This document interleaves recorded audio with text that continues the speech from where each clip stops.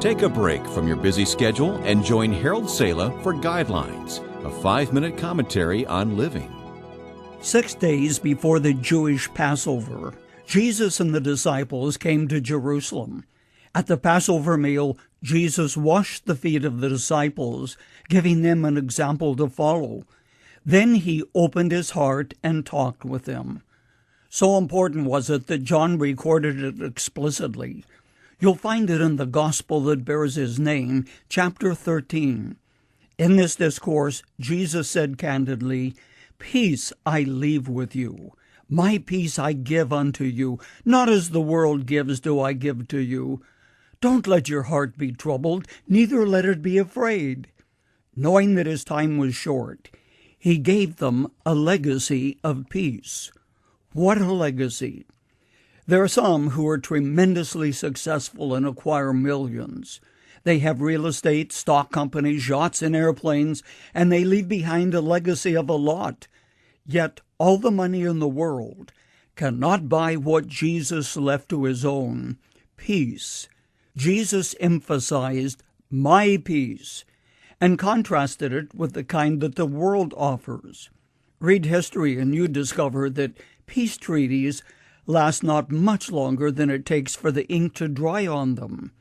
Every treaty that has ever been made has eventually been broken, but the legacy of peace that Jesus gives endures forever.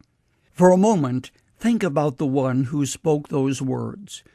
If those who were with Jesus, who recorded his words, are accurate in their descriptions, Jesus was the picture of tranquility, even though he knew the storm was about to break.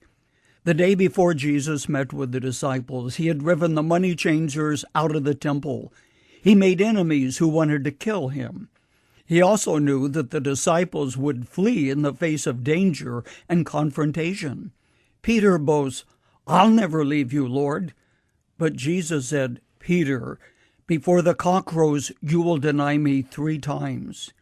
He also knew that Judas was ready to betray him. The opposite of peace is panic, yet Jesus was steadfast and resolute. At that Passover table were the 12 who had walked with him for 3 years. Yet I believe Jesus looked beyond those who sat at the table.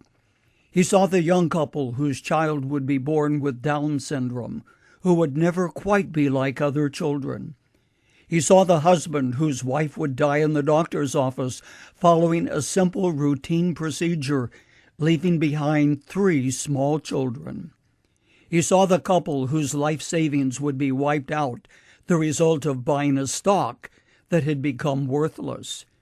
Yes, he saw the families of those who were killed ruthlessly and without cause by terrorists.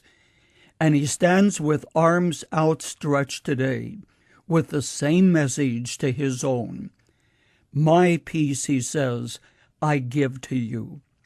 As we think of the future, if there is one answered prayer that I might have, it would be for God to give our troubled world lasting peace, and for you, as his child, to know that peace, the kind which Scripture describes as going beyond human understanding.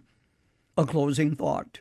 Should you be contacted by a lawyer and informed that an unknown relative had left you a lot of money, how would you feel?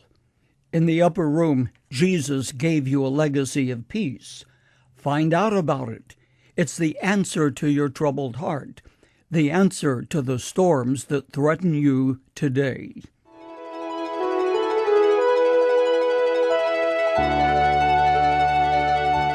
You've just heard Dr. Harold Sala with Guidelines, a 5-minute commentary on living. If you would like to listen to the program again, download a copy, subscribe to our e-commentary, or view other resources, visit guidelines.org. We would like to hear from you too. You can email us at info@guidelines.org. That's info@guidelines.org. Thanks for listening, and we invite you to join us again for the next edition of Guidelines.